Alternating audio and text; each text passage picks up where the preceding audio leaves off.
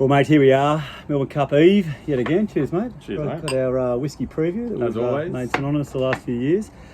Mate, the Melbourne Cup's taken me a bit of a while to get into it this year. So much action going on, not enough internationals here. How have you got your head around it? Yeah, taking a while to get excited, and there's so much analysis out there at the moment. A lot of runner-by-runner previews, The and most I've ever seen. we do this every year, so we'll make it short, we'll make it snappy, Stu. All right, so it's a Whiskey Melbourne Cup preview. Here we go. Let's start at the top, Mike. Twilight Payment, last year's winner, Jai McNeil, out in front.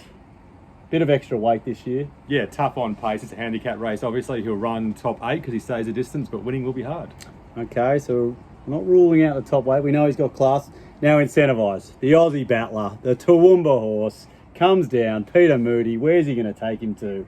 How far can he go? I want to have a huge opinion on this horse, but I am on the fence. It was a weird Caulfield Cup, a slowly run Caulfield Cup on a soft track. Now it gets a firm deck, more honest tempo, so there are some risks. Not necessarily bred for it as well, but you can't back against him. He's a freak. Oh, he's a very tough animal, this boy. What about Spanish Mission, Mike?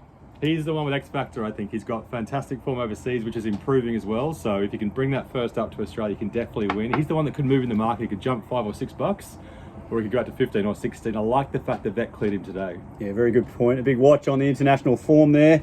Now, very elegant, the mare, James Mcdonald. He gets back on. He's one of his favourite horses. Is she looking more dour this prep? I haven't been convinced. No, I think she's going well. Third Yep. in the Cox Plate, flying home, circling the field's great. If it was a soft track, she could win. I guess she could place, maybe. All right, place there for very elegant. Explosive Jack, Johnny Allen.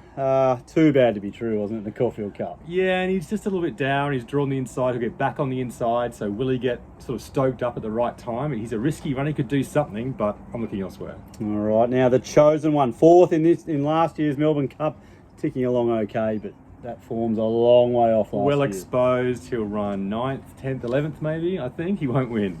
All right, let's get to Delphi. The money came there, but he couldn't handle the pressure in the Caulfield Cup. Why could punters forgive him? Well, I think he's got better dry track form, and it's too bad to be true, so he could do something. His ratings are fine. He's damn side breeding sprinters, and he did peak in the Caulfield Cup. He's risky, and he pulled up lame today, so I was keen, but I'm kind of going against now. And All you right. put me off him as well. Stu. Well, I wanted to see more, but hey.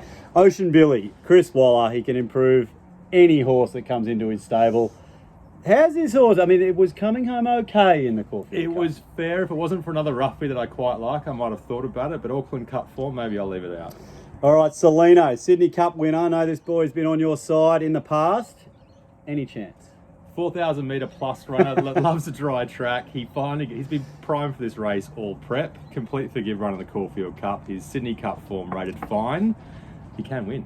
All right, so a little bit of a roughie there. Johnny get angry for Dennis Pagan. No, move on. That No. has been average at a lot What of a great derby many, it was. many but starts since that the was derby. a while ago now. Knight's Order.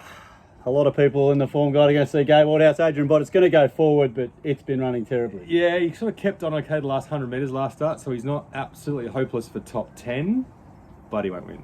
You finding some top 10 betting this year? I think a few Betfair's got it. Some of the bookies have got it as well. I'll have a couple of cheeky bets, Stu. All right, Pasan. Now, this is one tough character. He's going to go forward. Mara and Eustace are going to have this horse peaking. Can he surprise at all? I know you like him. He used to go around in Sydney. He was kind of a benchmark grade galloper, but those trainers have improved him a lot. He could do something. He's probably a place chance at best, but I know you're backing him each way, Stu. I'll have a little play on Pasan for sure. Cariff. It's been in our tips the last few weeks. Backed him at Dower. Well, I don't know what he is. He's just not going well enough. He's a decent horse, but not here. All right, Master of Wine for the Hawks camp. Didn't make any ground in the Caulfield Cup. Yeah, I think soft ground, he could have done something. Obviously, his best form's easily good enough to win this, but just too mixed and dry track's a risk. Okay, yeah, he's mixing his form. Now, Pondus, all right, for Team Williams, you know, good SP profile last start, didn't get the chocolates, but can this horse, third up? Well, I think the owners, the stable, everyone knows what they're doing. Rachel King's an interesting booking. I think she's probably a good booking behind a strong tempo. Big run first up, leading in a very strong tempo. Excuses at Moonee Valley. I don't want to bet against him. Yeah, very, very sneaky for Team Williams. Right, Grand Promenade, another one of these reliable types, can get up on speed.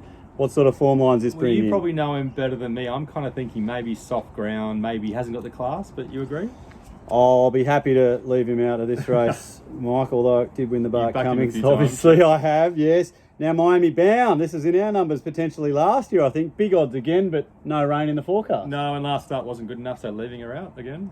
Well, not again, we backed her last year. Yeah, She true. didn't go any good. Right, Port Gillam hasn't shown his French form. What do we do with French gallopers here? Well, he was backed a little bit last start, and he did show something 3 starts ago, and you could make a very, very small case for top 5, top 6, but I'm staying away. All right, very, very big odds there. She's Ideal for Bjorn Baker, held its ground in the Caulfield Cup, had some very elegant and Montefilia form before that. Is it a smoky? Well, I think Celino smoked her in the Sydney Cup, so no, I'll go with Celino's way.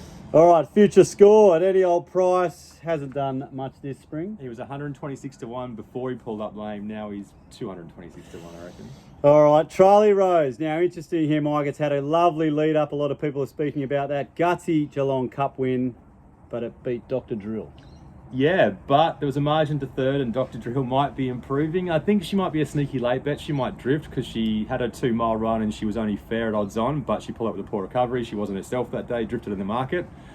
Beautiful type, can do something, but small bet only. Okay, now Floating Artist. This horse has absolutely improved length since it's got to the stable. It draws well here, Mike.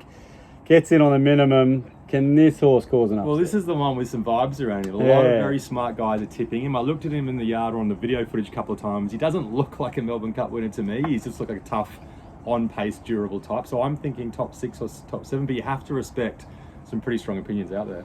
All right, now on to Great House. We saw him cement his place in the field with a win in the Hotham on Saturday, Mike. Always a good lead-up. Caulfield Cup, Metropolitan form. You know this horse pretty well. No, I don't think so. I think J-Mac coming off was probably a few lengths off him, and he won a very, very weak race on Saturday. And the backup has to be a risk, so it's a no for me. All right, now right down the bottom, Gay and Adrian, they've got another chance here. Sir Lucan, so it's coming in with those similar form lines. We've got cross-counter, rekindling. We know that's the right recipe, but is it the right recipe for this European? Well, I think his best form is good enough. He's got some mixed form, though. He's the full brother to Sir Dragonet, so he's got some classy bloodlines, and Gay Waterhouse is not talking him up, and who knows whether that's a good thing or a bad thing, mate. He's very, very hard to read. Watch the yard and market for him. Well, I think we've somehow got down to number 24 there, Mike. Just need to take a little sip here because we'll get into some best bets after this. We made it through quickly. Cheers to the leg number 1.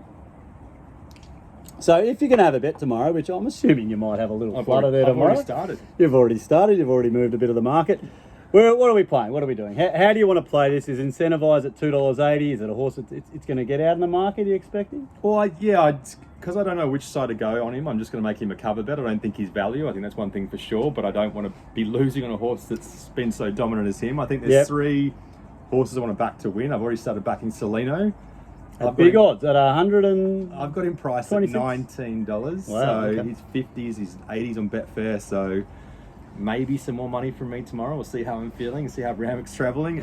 Spanish Mission's the other one. I'll have a small bet early. Watch what the market in the yard does the late. European form. Cover on Incentivised, and there's a whole bracket out of the rest of them that I may not back or may back late. Pondus each way. I can see a case for him as well. What do you like, mate? Mate, I'm going to really go around Incentivised, Spanish Mission, Twilight Pain. I think it's 3 winning chances, and I'm going to be boxing up Hassan, Pondus, Floating Artist in behind them for all my Quinellas, Trifectas, and all the other exotics, mate. First of all, we'll be playing around those 3, but I think the class will rise to the top tomorrow. But it's going to be an interesting cup. If Incentivised runs 5th, the Trifecta might pay 50 grand. If Celino wins, it might pay 100 grand. We won't see you for a while if Celino wins. No, it'll be a huge collective if he wins, but I'm not confident. It's a very open cup, I think. Well, it wouldn't be a preview from you without a bit of value. That's it from us, the Race Guides Whiskey Special for the 2021 Melbourne Cup. Hope you have a great day. Hope you have a few winners. And, of course, you back the winner of the Melbourne Cup until next year. Cheers, guys. Cheers, mate.